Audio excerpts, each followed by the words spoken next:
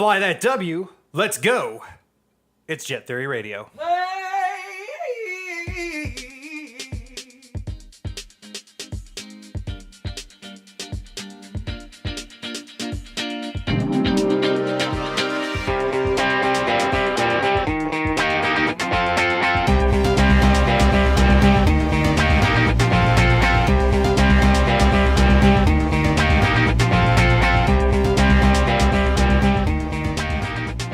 Live from the ATX, welcome to Jet Theory Radio. This is episode number 12. I am David, but you may know me better as the one they call Jetter. I want to thank you for tuning in and giving us a listen to this week. We got a lot to talk about. Joining us here this week, to my left, as always, except for last time when he missed out. I'll give you a little bit of harassment for that. That's all right. Mr. Gail Murrin. Hi, I'm the Shady Justice, Jetter's voice of reason. You know, apparently the episode without me probably went into the toilet, but I guess it didn't. Sorry, ladies, I missed it. You know, we found the reason that you had the nickname Shady in the 90s, and I'll just wait and let you listen to the podcast to find out. I don't mean to interrupt, but was that not your fucking AIM handle back in the day? Yes, it was. Fair. That voice you heard, one of two people that we have on the podcast here with us tonight, Mr. Eric Braun. Hello. Mr. Dave Hawkins. Hi. How's it going there for you, gents? Going Good. all right. Glad to be here. Good. All right, we got a bunch of stuff to talk about. It's going to range from, we got a couple people who've been busy with bands and stuff here in the Austin. We're going to be talking a little bit about that. We're going to be battling out, and this is going to be fun because some of these songs are entertaining as fuck. Best 90s one-hit wonder. And then if we got some time, we'll dabble a little bit about Game of Thrones. Spoilers beware toward that one because, well, you got to be caught up to really know what we're talking about. But first, don't give a fuck. Exactly. First, Mr. Murrin, flying that W last night.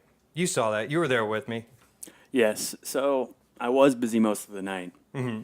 and then I walked in the door to a 2-out, 2-strike single by Anthony Rizzo. It was Just- good to see the champion Chicago Cubs flying a championship flag for the first time in my lifetime, or anyone I know's lifetime. Yes. I was really appreciative of the moment simply because Rizzo, who came out when they first started the game, he came out and he was the one who hoisted the World Series trophy over his head. And then he was the one that came in with the walk-off at the end. There's a poetry to that. It's just so sweet. To be fair, speaking of Austin, there's a 104-year-old World War II vet that was real close to seeing that World Series championship. Yeah, he was really close. I also don't know him.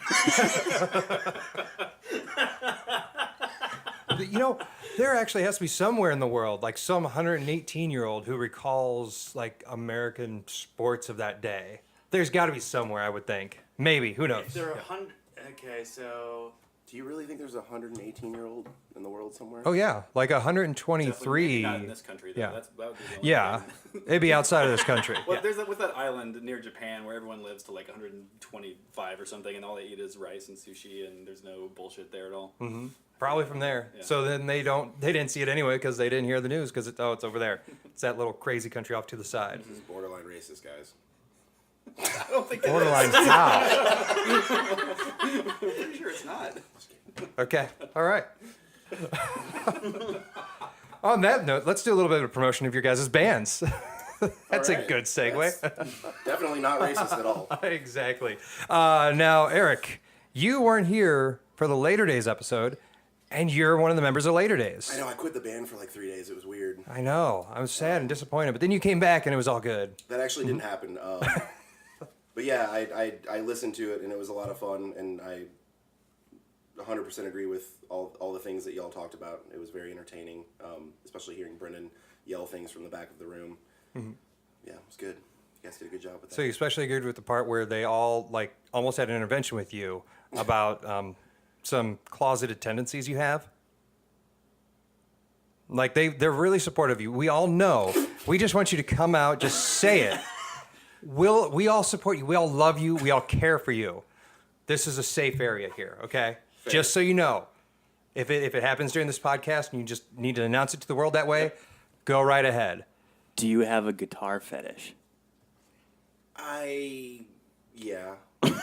Reluctant, but he did it. How We got to many- be supportive, How guys. many guitars do you have? I mean, fuck this. How many guitars does Nate have? Oh, deflection. It's more of circumnavigation, actually. I have 9. Jesus. You know what? We got guys. Even Dave goes. We have to be a little bit supportive here. So thank you, Eric. Thank you very much. That's Hold on. 11, counting the bass and the mandolin. I forgot about those. slowly, more and more details come out. That's okay. We still love you. We still support you.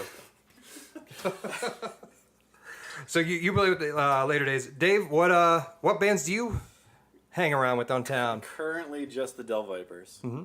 I played with Later Days on their record, and then for 5 shows or something. Yeah. And then that was it. Del Vipers. What kind of style of music are they? It's like surf punk instrumental music that almost nobody likes. It's really great. It's kind of like if you listen to that band, you feel like you're smoking a cigar in a smooth jazz lounge in the 1960s, and you're trying to covertly hide from James Bond while a super evil villain is trying to take over the world in the next room. That is just as specific as his description as well. So yeah, it's a very eclectic music. I'm going to go with. That's really nice. Thank you. Mm-hmm. I like that. I like the description. Thanks. Both were very, very poetic. I enjoyed hearing that. Okay, so let's see. We wanted to dive a little bit and then talk about what your guys' experience has been as members of different bands and stuff like that in Austin. How's it been for you? Are there any places that are awesome to play at? Any places that have been just any experiences, war stories? I mean, just open field here. Whatever first pops up to mind there. It's interesting with Dave because, and this is not remotely in any way, shape, or form answering your question, but my experience with Dave, which is why I think it's cool to be doing this with him, is I remember seeing Cruiserweight, which this is kind of going to bring it all together for us, but at Illinois State University, there was a small little student-ran organization called Benchmark Music Productions, and it was Joe Kalis? Yeah, Joe Kalis. Joe Kalis and a couple other people, and I was in a band at the time called American Flatline, with some super tight homies, childhood friends. That's actually around the time that I met Mr. Shady Justice over here. That's another story for another time, though. Yeah. But I remember seeing Cruiserweight at the Bone Student Center. You remember this? I don't remember it at all. We've talked about this, but I don't remember it at all. You remember it with Maybe I'm making terrifying clarity. Maybe I'm making it up. I don't think I'm making it up. No, we've talked about it before. I'm pretty sure we all played together, but... Yeah, and it's, I didn't know Dave then, but I moved to Austin, I guess, 10 years ago, and I was super familiar with Cruiserweight. I actually remember being shockingly reminded of Cruiserweight because one of my favorite bands, ever in the history of rock music is Sam I Am, and y'all played at old school Red 7. Yep. With Sam I Am, and that was the first time I'd seen you guys in 6 or 7 years. Oh, you were at that show? I was at that show. We probably yeah. talked about this, but I don't remember Yeah. it. Yeah, that show was a big deal for me. Yeah. No shit, right? Yeah. That was one of those one-off tours where they played randomly 3 Texas dates or something like that, and that's kind of when it all came back to me. And it's funny, Dave, we've had the opportunity to not only become really good friends, but Dave has produced 3 records that I've either written or played on or whatever. 3 or 4. Yeah. Yeah. Well, no, yeah, because we did the Riot Scene stuff together too. Yep. God damn, that's when we first started. And Goodbye Endeavor. Oh shit! So Yeah. 5. Yeah. Yeah. And then 2 Closet Drama records. And 1 single. Yeah. So to kind of come back to what you're asking, Red 7 back in the day, that was great. It's just Austin's just, it's transformed so much in a decade, and it's cool to have Dave here because he's been here longer than I have, and he's been playing shows in Austin a lot longer than I have. But Red River, 6th Street, all that stuff, it's a wee bit different now. Red 7's Barracuda now. Yeah, a lot of the memories I have from specific venues, a lot of those venues are gone. Which that's not to say there aren't still some good ones here. Mohawk's amazing, Cheer Ups is awesome, But yeah, like old emos is long gone. I mean, that's Red Seven. heartbreaking. Yeah. So if you've been here 10 years, Eric, how long have you been here? I got here in '99. 99? Way Okay. longer than what I 18. thought. Yeah. Yeah. Okay. Wow. So Yeah. long time. So then I guess you've probably had more of the history of like how the scene has changed from even back then to now. Is it, obviously it's different Yeah. in a different vein there. Is it more opportunity for more of a diverse amount of bands and style of music, or is it more or less the same, or what's... Actually, it's like even though the venues have changed and the population here has changed, scene wise, it's not that different. There's just even more bands. But there was a shitload of bands back then too. I feel like it has always been hard to break through here because there's so many bands, and it was that way in '99. And I think it's still that way now. So, I mean, yeah. Luckily, there still are a shit ton of bands. Like, I feel like there's probably a ton of cities that have the same story as Austin, where it's like, yeah, and then like the rich people moved in, and musicians couldn't afford to live here, and so now there aren't as many bands. But luckily, that has not been the case yet. So, Oddly enough, I mean, Later Days played a really rad show last night at Sidewinder. I mean, it was a Monday night, but it was, there was a touring band from Arizona called Sundress that played, and our friends in Nominee played. They asked us to play their kind of homecoming tour show. And I was walking down the street with Sam, our drummer, and he was like, "This feels like old Austin," because it was kind of like, it was kind of dreary and wet last night, and there was just like crackheads walking around, and like, less yuppies. 'Cause it's yeah, a Monday. there was Yeah. nobody out, like like nobody's really bothering you, but like there's like there's like people that are out of their goddamn mind walking around because the sun is setting on Red River, and you're just like, man, fucking downtown at 6 p.m. Am I right? Like, but that's kind of how it was when I first moved here. The first thing that struck me about Austin is that it was a sleepy city. It was very sleepy, and it was funny because like we went down to Jackalope last night to get a slice of pizza before we played, and I kind of just turned and looked at Sam, and I was like, "This is fucking weird, man. This is like the first place I ever came to when I moved here." I remember like putting everything in a van and like moving to Austin, and we checked into that whatever that god awful hotel is on. It's like right on what used to be Town Lake, Ladyburg Lake, the little tower thing that's like a Holiday Inn or whatever. It's like right there off the alley. I think it is whole. Yeah. And we didn't know what to like. We didn't move into our apartment until like the next day, and we did a pretty good job of like setting things up, but like we didn't have anything to do. So I mean, y'all have had Will on your podcast before. He was already living here, and I called Will, and Will was like, "Okay, well, meet me at Jackalope. You're gonna love this place." And I was telling Sam last night, that's literally the first place I ever walked into when I first moved here 10 years ago. And like, it's just funny because like 6th Street and Red River is like so much different now. Kind of going back to that like Red 7 conversation with like Sam I Am Cruiserweight. Like, I mean, that was inside. Like, that was back when the stage was in that corner. Weird, That was awful. Yeah. and I walked past Barracuda last night going to the gas station to get cigarettes, and I'm like, there's fucking stained glass windows on this place. Yeah. Like, what's happening? Wow. Yeah. I remember like seeing Shirts for a Cure like at South by those shows back in the day when it was like that free Friday show at Red 7 when it was like hot water music, and like I remember the first time I ever saw the Gaslight Anthem before anybody knew who that band was like opening for hot water music, and like Darkest Hour played, and like just like all these random bands. That's a whole. Has there ever been like a band, like in all the years you guys have been here in town, has there been a band that you've seen that's grown beyond just playing in Austin, that's made it more on a national kind of stage? Not very much. There used to be kind of jokes back in the day about how bands would never even if you got big locally here, it didn't mean shit. Like bands very rarely broke out of here. There are exceptions, obviously. Spoon now, Riverboat Gamblers. I mean, you have Gary Clark Jr. Which yeah, totally. I'm totally. not sure if that counts, but I think so. Yeah, totally. Like we were talking about Fastball, kind of had with a one hit. It was real big. I mean, you could say Survive most recently. Sure. Yeah. Totally. I mean, the dudes that did the Stranger Things soundtrack. Oh yeah, Yeah, it's definitely. like Yeah. Austin synth. So there's band. been a few. Why is that?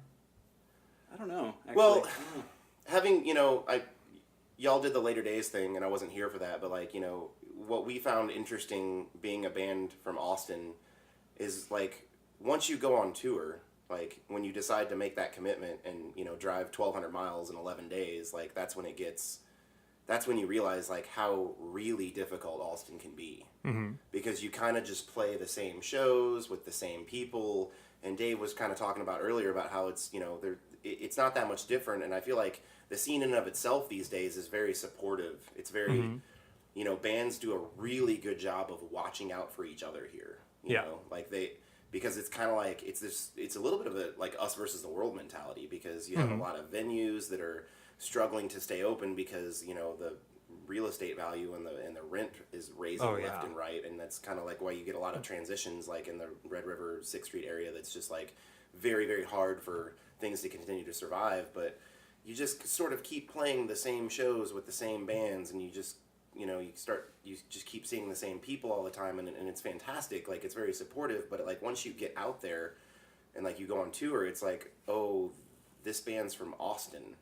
And then that whole stigma about being a band from Austin sort of starts doing you a little bit more good. What's the what's the stigma that goes with it? That like you're the live music capital of the world, right? Like, okay. I mean, we're like, Austin is like gutter Nashville to me. Like, it's like, Nashville's a cool town, but it's also like, speaking of stigmas, it's got this like country music vibe. And I know Dave lived in LA for a while and like did the whole music production thing in LA and worked at a prominent studio, and just, I think you liked it, but I think ultimately you kind of didn't like it. Yeah, no, it's just LA is socially difficult. For sure. No, but speaking of that, while I was there, every time that I met someone and told them that I was from Austin, every single time they were like, "Oh my God, Austin's the coolest." I'm like, it still is, despite the growth and everything. It's still somehow super cool to be from here or to be a band from here. I don't know. It hasn't gone away yet. So. Yeah, before I moved down and I was telling people about Austin, they're like, "Yeah, that's really cool. Like, that's going to be a cool place. You can go out and stuff like that." And for me, I never really went to see live shows because that just was never something that was like nice and convenient. Oh, I go down a block and there's a bar and it's going to have 3 really good. Like, I really haven't walked into anywhere and walked out being like, what the fuck did I just listen to? This is shit. This is garbage.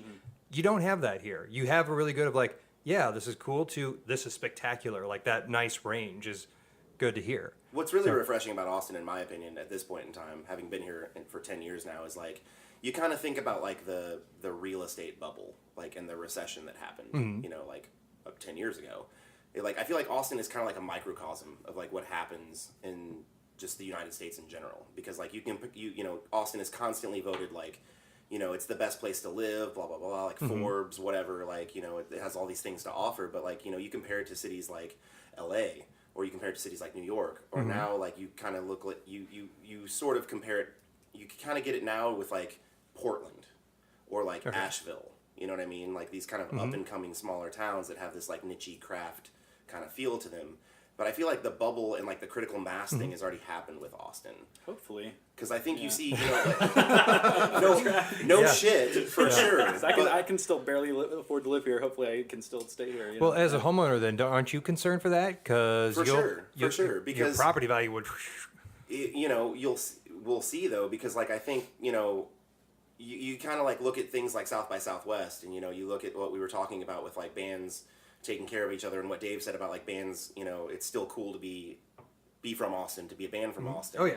Like the city and like the people here have done a good job of like, hey, this is important. We don't want to lose this feel. Let's keep Austin weird. Yeah. Let's dial back South by this year. Like, ACL's pretty fucking douchey now, so like let's split it up into 2 weekends. It's just like you kind of get that whole thing going, and it's like I feel like Austin's trying to like again like dial it back a little bit. It does feel that way, yeah. Yeah, and property value wise, I mean, if you talk about 6th Street and Red River, like the one thing that's cool to me about Austin is like you on the east side, and I live on the east side, and it's like a a stone's throw to a lot of the places that I hang out, and I was lucky enough to be able to do that for myself. But like like if you go like East 6th Street or like even Cesar Chavez now, that's where like that kind of hip rad Austin culture is drifting towards. That's the kind of stuff that was on Red River when I moved here, and even 6th Street to some effect. Now, what about like the Domain up north? And we were there the other night, the Mueller area. I would rather die in a fire than go to the Domain. But I did happen to like the Mueller. I mean, I've always liked Mueller. Yeah, Mueller's all right. What's that street called? Rock Rose. No. Is that what you're talking about? No, Is that we went to go see Dracula's at Barrel of Fun. Barrel of Oh, Fun. and Mueller. Yeah, but there's some street that starts with an A that like looks like they're gonna do the exact same thing as Rock Rose, but it's Mueller, so it's hopefully a little bit Hopefully cooler. better, yeah. Yeah.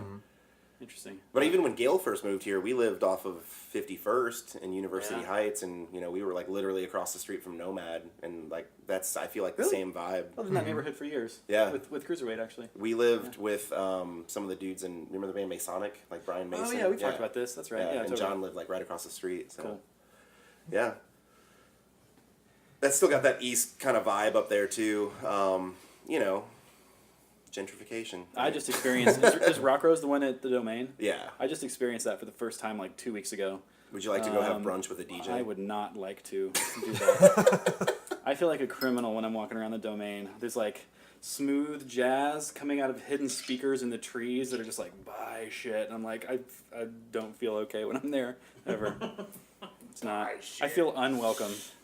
It's definitely like if tourists are going to come here, let them go and shop and buy stuff in this area of town, so that way money's left behind at least. It's very Dallas to me. What's that mean, very Dallas? Like I don't.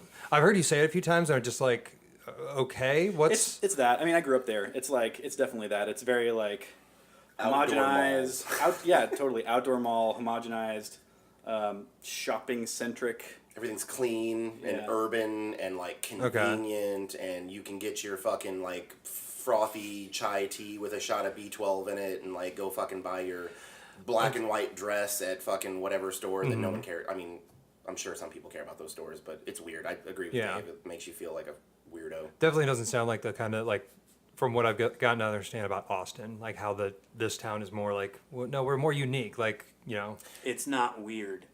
It's not. It's Yeah. not weird It's at not all. weird, no. yeah. When I first moved here, everybody would like obsess over Buffalo Exchange. Yeah. That's where everybody would like go buy their clothes and shit, and like people would raid Goodwills and stuff. But now it's, the Domain. Enough people started doing it, and they're like, how can we make this into a bigger profit? Fair. All right. In that case, are you ready, Mern? Let's battle. All right. If you say so, Mern, let's get the battle on. Battle time. Alrighty. This week's battle. This week. We do this twice a week. Why am I saying this week? This episode's battle is more like it. That's the more exact phrase there. Good job, Tater. We decided, let's get a little musical. Let's get a little bit crazy musical. Crazy specific musical. We're going to be talking about what is the best 90s one-hit wonder.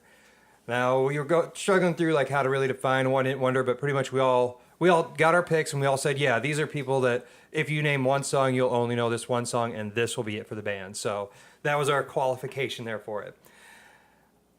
I'll start off here, and I went with a nice, super cheesy one. Came in late in '99, so it still technically counts. It is Tal Bachman's "She's So High." And I would recommend, if you need to pause this to search for that, actually for any of these, if you want to pause them after we all introduce them, do that. Listen to it a little bit so you get that in your head, and then listen to the rest of this podcast. Mr. Murrin, the shady one. So, I went with What Is Love? The 1993 hit from Hathaway on his album called, this is the best album name, The Album. You will know this song from Night of the Roxbury. This is the Head Bob song. I mean, it's not like, the Jam or the band. All right, wait. It's the album. Yeah, Jesus Christ. The Album. It's kind of genius, actually. You're uncertain if they put literally the least amount of effort possible into titling their album The Album, or if there's some brilliant underlining theme here. I hate music. Dave, what'd you go with? Do Eric first, because I just realized I should look this up so I have the information. I have no idea the record or All right. anything. So, I chose this song for a few reasons. the biggest reason that I chose this song is because this band literally failed at absolutely everything that they did, besides go gold with this single and sell 500,000 copies of the album, not the album, the album, in the meantime. I'm sorry, excuse me, the album was called Resident Alien, but the song, In the Meantime, by Space Hog. I picked the song for a lot of reasons. Pretty random and ridiculous band. Somewhere in between garage rock and glam rock does this band exist. They're all from they're all from Britain, but they formed the band in New York.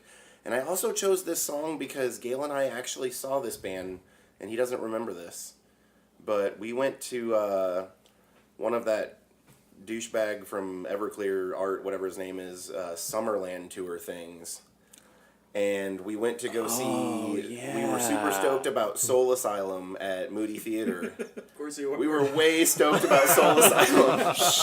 And somebody else was playing the show. It was like Eve 6 and Soul Asylum and Everclear. But the opening band was Space Hog. Yeah. So, I forgot. And we we only made it saw on like the time. last 30 seconds of the last song. Like, oh, hey, it's that song. It's that song. It's that band. So you basically just thought, Yeah. It was like, it was like, it doesn't get any more 90s alt rock than that guitar riff and that bass line and that jerk off wearing his aviator sunglasses and his leather pants. Oh, no. But yeah. All right, Dave, you've had time to research? I have. I did the Proclaimers. I'm gonna be, parentheses, 500 miles. I don't know really how to make a case for this. I just think it's a really great love song. I feel like you could probably hear it at karaoke in any karaoke bar, any night, in any city in the country, probably. I feel like it's a really timeless song. That's kind of but it's really just my opinion. I don't really have a good argument for it, honestly. Can you read what Wikipedia classified that as that we were laughing at? Genre. Celtic rock. What? Because they're Irish, yeah. I mean, so it's, yeah. That's interesting. That's all right. My guys. So And it's folk music. that immediately brings to Folk mind rock, the yeah. fact that like you think these guys are going to be wearing kilts, right? Yeah. Unfortunately, that is not the case because we all vividly recall the video for that song, right? Yeah, totally. Yeah. Dude was totally wearing white Reeboks and like stonewashed like pleated Levi's with his white shirt tucked in to his pants with no fucking belt. So clearly he was going against the Celtic rock grind, being alternative.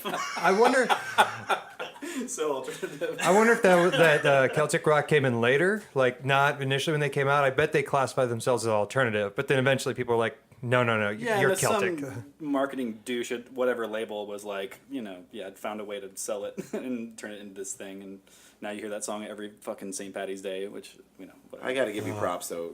I love that song. Everyone Yeah. loves that song. Is it okay? Out of any of these songs, is there any songs that anybody absolutely hates? I really guiltily like the song that I picked a lot. I think we all in our own ways did. Yeah. In my heart of hearts, I'm a Space Hog fan. I actually don't even like my own song. I just picked it because it's on Night of the Oh, man, Roxbury. that song is classic. I mean, it plays its point. It is what is love. I can't even sing it. Yeah. What is love? Baby, don't hurt me. Don't hurt me. What it is for no me more. is it's Night of the Roxbury. It's about the movie. I was thinking So maybe it's we could more- lyrically deconstruct that song for a second because I mean it's rhetorical for is sure. love? Baby, Are you don't sure? hurt me. I thought it was more philosophical than Don't what they were hurt trying me. to I'm do. pretty sure it's rhetorical. What is love? It's an open-ended question, but then it's immediately followed by a statement, baby, don't hurt me. me. So it's is it- like, is he asking the universe what is love, or is he asking the baby that's gonna hurt him what is love? Like, Well, Well, is I baby mean- a figurative baby? Is it a literal baby? Is it like you're my baby darling? Like Also- what is the word use of the word baby? I just want to bring it back that he named the album The Album. So clearly, either we don't know if it is clearly very simple or this has some super deep meaning we are never going to get. I'm gonna go with kind of how Dave was saying, like some marketing douche somewhere figured out how to spin the Proclaimers as a Celtic rock band. I'm gonna go with like the producer that was recording the vocals for that song was like, "Yo, cut 2 or 3 words out of that line because this delay is about to kick and it's gonna be tight." That's what happened. The argument though for your song is that it's like entwined with woven into like pop culture because of the Night at the Roxbury. Yes. So there's like a very like strong like visual image that goes with it. Like we were talking about before, like all of our songs were in movies, but like not like Night at the Roxbury. Like that one, Yeah. it's like that is fused to that song. Yeah, when you hear that line, it's basically your head just starts bobbing in a very specific manner. I mean, But the way it is. do you really think about the movie when you think about that, or more the SNL skit? That's exactly what I was Skits going for me. to bring up because like that's an interesting thing about that song because that song was prolific when it came out, and I'm pretty sure, and I don't know this for a fact, but I'm pretty sure that it was like on a bunch of like Now 8, Now 9, or like Oh, stuff yeah. like Yeah, that. But like Well, I don't- most of the time, like you see like a song that's that prolific, like make. You know, if you take like a movie scene and you put a very prolific song in it, like, you know, like any of the scenes in like The Big Lebowski when it's like the Eagles playing, you know, like that just makes the scene stand out for what it is. But it's actually just the opposite with that song because like the skit and the movie put that song back into rotation in people's brains, not because the song's good. But because the skit and the movie, like, I mean, that's kind of interesting if you think about it, because normally music has the opposite effect on film. Although I would say out of any of them, yours is probably going to be played at most high school, junior high dances. Guaranteed. Yeah. Yeah. Oh, yeah. Even I now, mean, you really think? now? What, like, seriously? I would Probably think not it, now. I would think it would have a better chance being played now, your song, than any of our songs. Yeah, that's probably true. Yeah, that's sad. I mean, fuck. There's a being- moment right now where if you're Yeah. not visually seeing this, like there was like a draining of like the colors in his face. It's just like, oh, Man. Well, yeah, because I mean, it's just like, you know, good, solid, like organic rock music. It just is not it on the front of people's palates anymore. Like, and that's well, hyperly there's depressing to me. there's because- some I'm sure that It's are coming out there back, like I that. think. I'm Yeah. hopeful. Yeah, but I mean, I remember going to junior high dances and like giving Mr. Shu at Chittix Junior High School a fucking copy of Foo Fighters, you know, first record, self-titled, and asking him to play, like Last Call or something like that, you know, and like he would do it, but he's like, okay, I'll play more than one song. I mean, it's just like, but no, you're probably right. Yeah. I'm sure that like there's like literally 10,000 wedding DJs that have that song in strong rotation. Like Yeah. when everybody gets Mazel Tov drunk enough to like start dancing and take their shoes off at whatever event space they rented for their god awful wedding. Oh yeah. Oh yeah. Again, you're getting really specifics, but I like it because it's just such a specific argument. Nice and descriptive. Yes. Now, no, wait. Take that back. Well, about the pop culture thing, because I think 500 Miles came back in pop culture thanks to How I Met Your Mother, which I was telling you guys about that earlier, because it's just the one song that constantly plays in Marshall's car because the tape is jammed to that song. Apparently, it was originally in Benny and June, which I didn't know until I saw the Wikipedia. But you guys remember that movie? Yeah. Yeah. Sorry. Go ahead. You know, that song, we can go back to that song because, like, if I had to compare, like, that song to me is like a period piece. Does that make sense at all? Like, if I could compare anything to, like, that song, it would be like 99 Red Balloons. That song makes I me can see feel that. very similar to that, like, hearing those two songs. It's kind of like hearing, like, Everybody Wants to Rule the World by Tears for Fears. Like, that's a fucking period song. Like, it reminds me of, like, watching VH1 when I was, like, 6 years old. You're saying you associate it with a specific point in time. Yeah, for sure. But Or Benny and June, that- I mean... REM song that's in Independence Day. Funny- Will always be known for that moment in time. It's the end of the world as we know it. Yeah. Oh, It's funny that you bring up REM because on the second Space Hog record, Michael Stipe did backup vocals. Ooh. Full circle. Name dropping for space. That's fantastic. I have the same feeling about like the Postal Service record. Like everyone I know that loves that record associates it with a very specific time in their life. I think that's a really cool thing when an album or song can do that. I'm gonna drop a bomb on you right now. Something to Write Home About by the Get Up Kids. Yeah. Boom. Same. That'll do it for you every time. Trying to think with mine, like I actually distinctly remember "She's So High" by Tal Bachman because there was some girl I was like head over heels with when I was working at Steak and Shake, and that was when the song came out, and like for whatever reason, I don't even know like which girl it was, like whatever the girl was, the hot server at the time there, or something like that. That is literally the third time in 2 days that Steak and Shake has been brought up in my life. It's good. Steak and Shake is good. Steak and Shake is great. So, earlier... As a diuretic. Yes. Earlier I had mentioned how Gail and I met, but I think that there's some highlights from that night that we should probably go over. Oh, I would love to hear this. What? No. So, the first time I met you was at a party. I was a senior in high school, and you had just came back from SIU. Yeah. And it was at Paul's house. Yeah. And it's so iconic to me because I was in American Flatline. I just joined American Flatline. And they were all really good friends with you.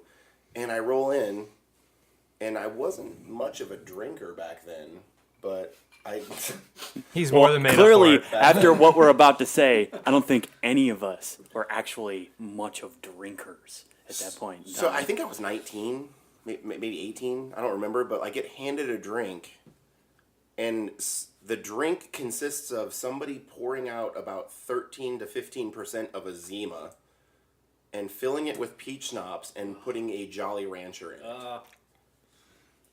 Thanks, Paul and Sieb. Fair. That was the first night I met you, though. Yeah. That was the thing back then. I'm sad we don't have that drink right now for you guys to share together. They're Again. bring Zima back. I heard that. Yeah. I'm not I don't gonna know buy how it. I feel about So that. I think I know why I'm you gonna brought that go on up. the record here and say I'm against that. I'm not for that. It's like sugar alcohol. As soon as it comes out, and the next time I see both of you, I'm bringing a 6-pack of Zima. A bag of- Every single Zima in the 6-pack is 13 to 15% emptied. Already? Yes. Filled with peach Pre-empty schnapps. them for us? I'm going to pre-empty them for you. Peach schnapps, Jolly Rancher, different flavors in each one. I'm going to reseal them. I'm holding you to this. I'm going to do it. I'm going to be let down if this doesn't happen. What is love, baby? Don't hurt me. Don't hurt me. But guys, but what is love? What is it? Baby, don't hurt me. No, Mo. No, Mo. Don't forget line 4. Are all these? Well, okay. I'm just thinking, love related. 500 miles, is that love related? Definitely. Yeah. In the meantime, love related. I'm gonna have to look up the lyrics real quick. Okay, no problem. Well, I know this. If this was in Canada, my guy would win Canada because he came from Canada and apparently was the number 1 in Canada, but only top 10 in the U.S. Interesting. Oh, my song only made it to number 11 on the Billboard. At the time. I'm sure mine did quite well in the Celtic rock circles. It was the iTunes Music Celtic Heat Seekers. Wow. There's going to be some like 2 a.m. infomercial, best of Celtic rock, and they are the featured band on it. All right, guys. I really feel like my song choice is just getting more fantastic by the second here, though, because speaking of the chorus of your song, the chorus of this song, we love the all of you. We love you. Where the lands are green and the skies are blue. When all in all we're just like you, we love the all of you. Deep. Is that rhetorical or philosophical? Isn't that like a love song to America? Hold on. The first lyrics of the song, and in the end we shall achieve in time the thing they call divine, and all the stars will shine for me when all is well, and well is all for all. Forever after, living in the meantime, wait and see. This dude is fired. Come on. How much acid did you do when you wrote that song? Jesus Christ. Oh, no. When I cry for me, I cry for you with the tears of holy joy. For all the days still to come, And did I ever say I'd never play or fly toward the sun? Living in the meantime, something's gone. Is Guys. this a love song? I lost. Doesn't really sound. I ruined the battle. All right, fair. So, who actually wins? Yeah, let's move on to... We've talked the most about your song. That's true. Mm-hmm. It is the, most ripe for conversation. In my heart, the Proclaimers win. Dave's songs win. Yeah, see, I would... If I'm going to... Of all the songs, it's going to be 500 Miles. Honestly, because it's a textbook example of how to use a Fender Stratocaster. Oh, okay. Explain. Well, I mean, the guitar tone on that song is like literally, it is perfection. It is perfect Stratocaster tone. It's the exact same guitar tone that they use, that like Los Lonely Boys used to redo La Bamba. It's like the literal same thing. It's like a Tex-Mex Fender and like a DeVille or like a Princeton dialed in perfectly. That's like probably it's, true. It's Yeah. amazing. Okay. Okay. I don't know what that means, but... I'm sorry, I spaced out the last 30 seconds. What happened? What are we talking about? Sorry, I went. I'm sitting here and I'm reading the lyrics I for went She's full So High. retard. You went full what? Full retard. Is that how they say it in the movie? It's a different way they say it in the movie, right? Full retard. Yeah, with the emphasis there. I just look at mine. I just think, gosh, this is written by like a 5-year-old in love. Ugh. Yeah. Okay. Proclaimers. All right, I'll take it. Give up on your song, I'll too. take it. I mean, this is how it starts off. She's blood, flesh, and bones. No tux or silicone. She's touch, smell, sight, taste, and sound. But somehow I can't believe that anything should happen.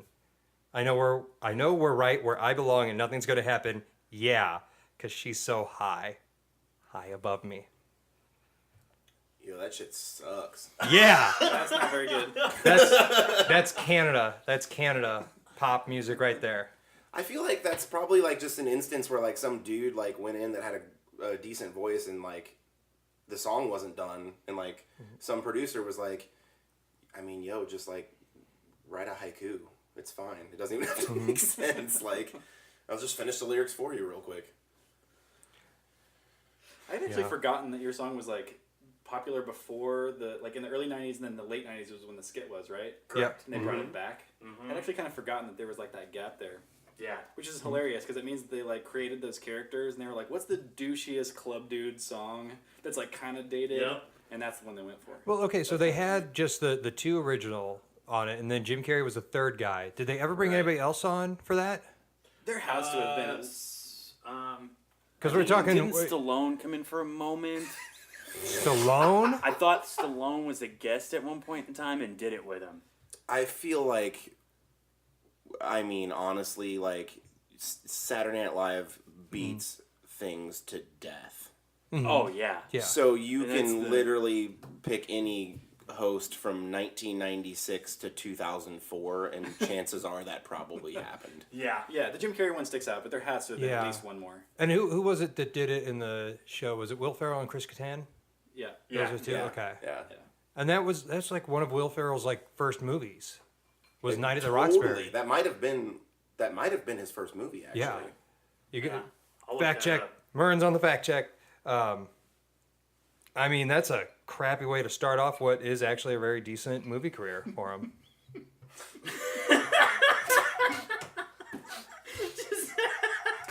I mean, you could be Space Hog and sell 500,000 copies of Resident Alien and then go on to record 2 more albums and tour with Oasis and literally fall off the face of the planet. Now, do they fall off or just float away? I don't know, Jetter. Is it space. better to burn out or to fade away? I'm just gonna look over this way and do a really weird transition to Game of Thrones. Here we go. Yes. So this is we just wanted to talk about Game of Thrones a little bit. Is everybody caught up? We're all caught Stuff up, like I that? think. Okay. Yeah. So then if you're listening in, right now is probably the time to pause. This will probably be the last thing we talk about, unless we wander on like we did last episode. But just tune in about 2 minutes to go and get back with us if this is all just going to be a bunch of babbling. On a quick side note, it's his first big movie, but he did some other small things before that. Will Ferrell. Fair. Okay. But yeah, that was his first. Nothing noteworthy. First feature starring that being him. said, it's probably all because of Saturday Night Live. Oh yeah, definitely. Lauren Michaels just drug that out and said, "Oh, because that was the Catherine Gallagher Superstar, I think came out at the same time." Yeah. A lot of God. there was a Yeah. ton of SNL movies right around then. Ladies Man, Yeah. obviously all the Adam Sandler ones. In that, yeah. Pretty much after was it Blues Brothers was first, and then Wayne's World, and then they started blowing up really big. It was really after Wayne's World that really took it to the because there was that initial. I don't know if you'd even call them an SNL skits. The original Crest, the Belushi, Chevy Chase. Yeah. all those guys that Yep. did all those movies, but those weren't really. But they weren't They based were- on But SNL. they weren't they spin weren't off really of skits. I mean, it was like Yeah. National They weren't produced by Lampoons Lorne and Michaels, I don't think. That's probably correct. Yeah. Yeah. Dan Aykroyd. Because then you could go like Coneheads? Ghostbusters, Coneheads, yeah. It was 90s, right? Yeah. Oh, And was what was it? that weird movie that Dan Aykroyd made where like he was like he owned like a garbage dump? Do you guys remember this movie? And there was like the twin kids that were like wearing diapers and like guys, I'm serious, like nobody remembers What this acid movie. trip are you flashing back to right now? I'm looking this up. Okay. The movie's called Nothing But Trouble. Nobody remembers this? No, never heard of it. It's the weirdest thing you've ever seen. It came out in 1991. Was he the dad in My Stepmother's an Alien? If you got his IMDb right there. Chevy Chase is also in this movie. That doesn't look familiar to you at all. Like they end up like, fucking John Candy's in this movie. They end up like in this I've never seen weird this. like, oh my god, it's so weird. I mean, a businessman finds he and his friends, the prisoners of a sadistic judge and his equally odd family in the backwoods of a bizarre mansion. It's Fuck. a terrible movie. Don't watch it. So Game of Thrones though. Yeah. So Game of Thrones. Yeah, so the new season's coming out July 16th. Yeah. You guys have the date memorized and everything. Some people are throwing a party. I'll be there. Here. Gonna have multiple TVs. I'm sure there's gonna be plenty of wine everywhere, food. It's gonna be a feast. It's gonna be great times. I gotta take the next day off work. I gotta remember to do that. Ain't nobody trying to live that life. Like I said. No. I'll be sitting there and be like, guys, it's 3 a.m. Go, I gotta sleep 2 hours. Never works that way though. Yep. You know why? Because we drink and we know things. Yeah. Great Like shirt. that. What happened to cooking the snake? Yeah, what the fuck, Gail? There's always time. Sounds I like want to July. eat the shit out of whatever snake that you prepare for me. All right. So what Dave is referencing to is the last time we had a Game of Thrones style event at your place, Eric. It was actually, themed, yes. the theme was we all had to bring our own dish. A medieval dish. In Yes. fact, we had a Game of Thrones cookbook. Yeah. We Yeah. took recipes from. Yes. It was good. It was good. One of the recipes does involve it's a Dorn recipe, so it does involve a snake. I forgot they were regionally themed. Yeah, Yeah. fake regionally. Yeah. You know, it's fictional. Is it? Is it? Is it? It's on a Is this planet real somewhere life? far, Is it just far away. fantasy? Oh, I went We Star couldn't Wars. find. The moral of the story is we couldn't find a snake. It was very A cheap expensive. one. Yeah. It was like wasn't it like $500 to get like Yeah, unless I rattlesnake? wanted a python, which See, that'd be too much money spent on meat that I'd be afraid if I fucked up. Like I would be more pissed at myself that I wasted that much money to burn something. So it's a good thing you didn't It's do a it. valid I concern. mean, I wouldn't mind burning. You don't get a lot snake. of practice runs on the snake grilling. Yeah. no, that's true. And And you it gotta also apparently just tastes like chicken. Oh well. pff. Can we at least get a bunch of chicken and put it in a snake shape this time? Oh. Lay it out. If it tastes like it anyway. encased meat. Yeah. Get like sausage casing. Do some food coloring if you need to, just to switch it up. It could be done. For the head, to get the detail, we could do gummy bears. We call this dish. We call this dish chicken in a tube. That tube chicken. Good. Wait, how do the gummy bears make the facial? Well, just to get the detail, gummy bears and worms, you can like to make the head snake. You can mold it. You can mold it a little better than chicken meat. Fair. In my experience. Okay. In my experience, gummy bears mold better than chicken meat. That's a fact. Oh, wow. I'm so That's a confused fact. right now. Okay. Back to Game of Thrones. So yeah, I guess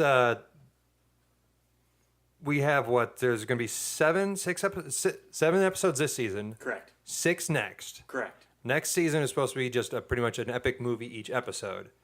So all this is like for the final setup. The next 7. So they're committed to 10? I actually didn't know that. 7 this year and then 6 next. Right, but then, And then that's like it? a That's the 10th end? season, though. That's It wouldn't be a that's- 10th season. Yeah, that would be the 9th season. 8 season 7 and 8. Yeah. Yeah, you're right. Yeah. And then that's it? That's the end? That's it. That's I it. didn't know that. So, who I mean, wins? I don't even think Martin's going to finish the series, is he? Like, Well, that could be another epic long podcast discussion getting into those details. Yeah, I don't Fair. know what's going on with that guy. I mean, guaranteed probably the HBO that series. guy is out there. Yeah. Like, way out there. Yes, he is. He's a weirdo. He is. Well, yeah, well, A go little with bit it. out there. Yeah. So, look where he's at. Look where you're at. Fair. That's true. That's a good point. I like it. See, I always hate when people hate on him for like being out there, doing all these shows, doing all this stuff, and I'm just like, well, he's an old guy. Books that he spent a lot of time in his life investing money into, and just his own personal time, is now out there, and a lot of people are appreciating it. Granted, it's a show, so it's an adaptation, but they still know his name, they still know his face. Let him go out there and go crazy. If he dies beforehand, it's not like, oh, the Lord of the Rings series and all the spin-off books for that had no plan after JTR, keeled over. Come on, he could do it. Let him have fun. That was my little rant there, and I see I've into it. got you all into silence. Hopefully he doesn't have, like, some random child like Christopher Tolkien who edits a bunch of shit and, like, puts it out and claims they're fucking, like, Tolkien stories, and because that shit's whack as hell. Well, I don't think he doesn't have kids. He's not a dad, is he? I'd have to look that up. I Okay. do not know that information. I mean, even so, I bet he's got an overall plan, an overall script somewhere that's saying, hey, this is the end point, this is what the general structure is, but I'm going to take my time with the details and like get that to work really well. You So- just think about that for a second, though. If you're an author, that's like your will. That's heavy. Yeah. Yeah, That's I mean, heavy. it's easy to make sense out of the idea that like he has like a master plan, but what if he doesn't? He might just like bullshit it as he goes. Good. You never know. I'm pretty sure he actually does do that. I'm sure there is a little bit of that. I'm also sure, like, with a lot of things, you know where you want to finish something. And you just have to get there. Yeah, maybe. So what we know about last season, I mean, the last scene from the last season was pretty epic, pretty Yeah. intense.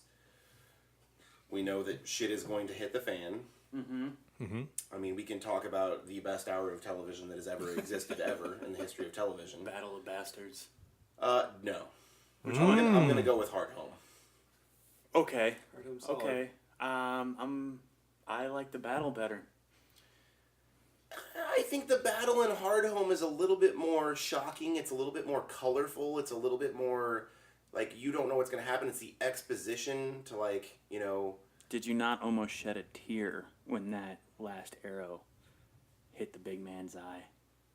I mean, That did hit emotion, Yep. but It starts off with the killing of a child, an epic charge, a battle where we actually think it is George R. R. Martin. They're gonna lose, yeah.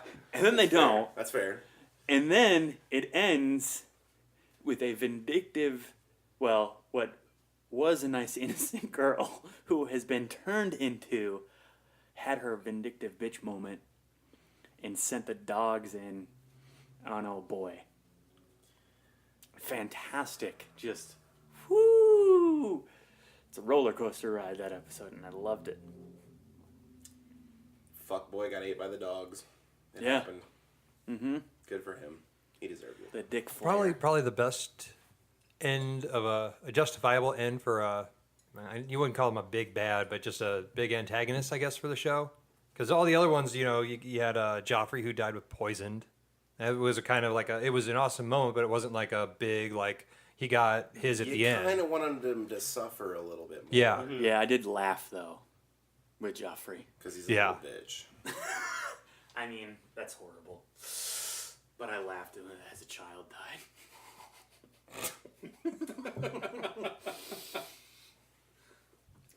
Yeah, I said it.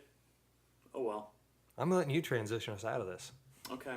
But at the same time, you're right. Joffrey was nothing compared to. And then Cersei gets her moment. Cersei wins. Yeah. So how do you feel about that? Like, talk about See, a that's where bitch. you gotta like figure out if she's supposed to be like the big villain overall for the entire story or what.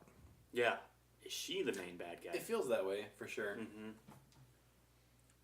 Not that that means anything, but she's in that kind of Empire Strikes Back moment, though, where it's like, I mean, she's virtually powerless at this point. I mean, she still has title and she still has like resources available to her, but like, what is she actually going to accomplish? Like, She doesn't have resources, but they're very minimal They're- compared to what's floating in her direction That's across true. the sea. I mean, it's not only that, but like, I mean, at any point in time, much as the story already involved, like, when is the undead gonna show up? Like, when is that gonna become a thing? At what point in time will that occur? Did you see the trailer? The little like short trailer where I've it not had. seen it I yet. have not Okay, either. so the thing about the trailer was it just followed Daenerys, Jon Snow, and Cersei as they're just walking down hallways, each in their respective hallways, and then they all sit on a throne. Jon sits at the table that he was at the end of the last season. Yeah, the table at Winterfell. Winterfell. Yep. Cersei's on the throne, and then Daenerys is in like this ice kind of thing that a lot of people speculate is like, what was it that they called it? From the books, like her people's kingdom chair kind of thing. the Targaryen throne. Or Yes. something? Yeah. Yeah. Okay. And which nobody like hasn't really made its appearance yet in the series. So that's like hinted at that's going to be coming. And then Cersei at the very end, she just breathes out, and it's like the cold air freezes, and then it's a close up of the Walker guy, the main, The king. the king, yeah. Night Prince or whatever Yeah. he's called. Yeah. And it's just close up of his eye, and you pan out, and you just see him just standing there, and then that's it. Interesting. So it's. It's I think that means then if they go with that route, Cersei's going to feel that attack first. I'm just ready for Bran to stop being a little bitch. So there's one thing about that. Yeah, where is Bran? Where's Bran? What fit is in his all this? role in all of this? Yeah. We don't know yet. And then, how do you get to if you're the White Walkers? How do you get to Cersei without going through the Starks?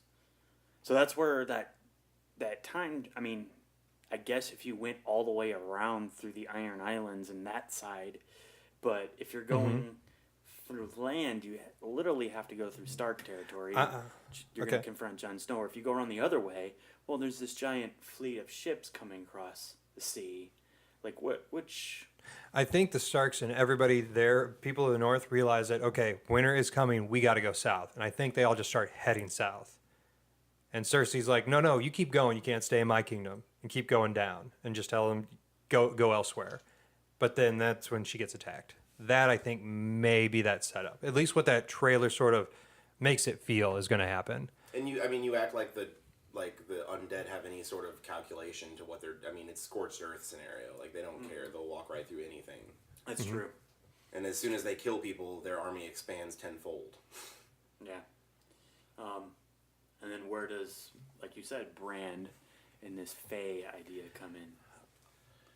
I mean, that was the most revealing thing to me in the last season was like kind of getting the idea of where this shit even came from in the first place. I think that's his purpose, is for exposition for the audience. When they need to tell a story, but they can't really like say, oh, back in like this year, this happened.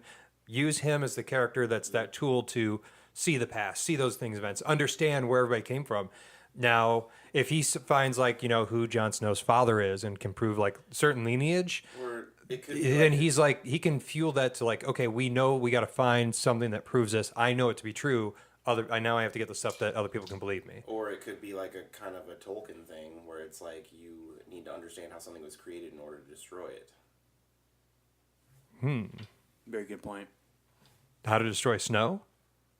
No. Or you're talking about the dead. Yeah. Okay. Yeah, maybe the only way he can be undone is the way he was made. Right. Mm-hmm. That's kind of what that scene lent to me was like, like the knife and everything else that happened in that scene was like very. I mean, there's also like the dragon glass thing that is very, very similar to like what they're talking about in that. Where would they go to find dragon glass, do you think? Who would they have to talk to find dragon glass? Daenerys is the only one who's equipped to even fight them right now, right? And if she's on her throne, if she finds where her kingdom at, I bet you there's a whole bunch of that material there. And so Snow's got to like go talk to her and be like, hey, we got to make peace because we got this stuff coming from the north and we need to kill it. Right, so Yeah, I think we'll be more surprised by the alliances that happen more so than than the power struggle of who gets who. You know? I just want to watch like somebody cut up a bunch of blow with like some dragon glass, so it can be called Jon Snow, and everybody just does a shitload of cocaine, and all of a sudden the darkness starts playing in the background. Just Deadpool this and break that fourth wall. Everybody, screw this. We're just chilling now. Jon Snow's like, I got resurrected from the dead. I'm gonna do a fucking ounce of cocaine right now and see what happens, because clearly I'm immortal. The camera pans back and Deadpool walks up. Oh yeah, I'm in this too, bitches. What the fuck? I think that about wraps it up. Predictions for next season of Game of Thrones. Deadpool. Al Pacino, a mountain of cocaine. Say hello to And we're done here. Oh, okay. Well, I think I'll take that as your last word there, Eric. Dave, anything you want to say? Close it on out. I am gonna real quick though. Social media. Follow the Later Days social media. We've said it before. We'll say it again. LaterDaystx. You can find that handle on the Instagram. Over 10,000 followers. Be one of the ones that keep pushing them. And I guess what's the next goal for you guys then? 20K? Double up what you got now? 10,001. Probably go with a record deal as opposed to Instagram followers at this point. Oh, well. Fine if you got to be that way. Yeah, still keep following them. You find like their music on everything. I think I mentioned before, I like could say, Alexa, play Later Days, and it starts playing. It's awesome. And also, you have your own Instagram. Do you want people to follow that? Yeah, I'd love to. Kinda Gen Eric. KindaGeneric. Just on Instagram, right? No Twitter handle. Yeah. You don't do the tweets. I don't believe in Twitter. But it believes in you. So if you tweet and refer to your tweet in the past tense, would it be twatting? It would be a retweet. What if you retwatted? I think it'd be a twiddle. A twiddly dee. A twiddle diddle. Cool. Dave, you got something that we ought to follow. A website, soundbetter.com. SOUNDBETTER, correct? There's no fancy spelling or anything like that? No fancy spelling. I guess / Dave Hawkins. Yeah, this is my audio engineering page. It's actually, to be fair, soundbetter.com /profiles /56097 Dave Hawkins. Super easy. Can't wait to see you guys there. Yeah! Get there in a jiffy. I think there was a niner in there too. I've got the link. We'll post it up beneath the post on the Facebook page, which brings us to our little social media. Well, no, wait. I'll hold on that. Last word. Dave, anything you want to say? End it? Gummy bear headed snake with chicken meat, please. In a tube. In a tube. In a tube. Snake tube. A tube stock. A snake Tube socks. 14 tube socks sewn together, filled with chicken meat. Please. 14. That's the only way. That's the only way I'm going to this party. Okay. Fuck the quail eggs. 14 tube socks sewn together with processed chicken pink meat from McDonald's shoved in the tube with gummy bears for eyeballs. Okay. Done. Consider it done. Mr. Murren, Bring then. the Zima. Mr. Murren, any final words besides giving us once again that recipe for that sweet, sweet Zima drink? And calling Jon Snow to make it snow. No. I think enough words have been said this episode. Okay. If you like what you heard, please tell your friends about us. Share links to our stuff. We've got some social media such as the Instagram and Twitter, both at the handle at Jet Theory Radio. That's JETT Theory Radio. We've got a Facebook page. Please follow, like us there. We'll post everything about post to the webpage, post to Instagram, all that fun stuff will be there, and you can find out all the information about what we're doing. And I think I'm going to be doing more of what I did last night, which is, hey, we're going to be talking about this. Please comment, like we did the 90s, and it was like, hey, what do you want to hear about? What's 90s nostalgia do you want us to hear about? And we actually did. That was a good guide for us, and we picked up some good things, and it was a good conversation. So yeah, just follow us there. Website is jettheoryradio.com. And really, the only thing left to say is, James, let's end this.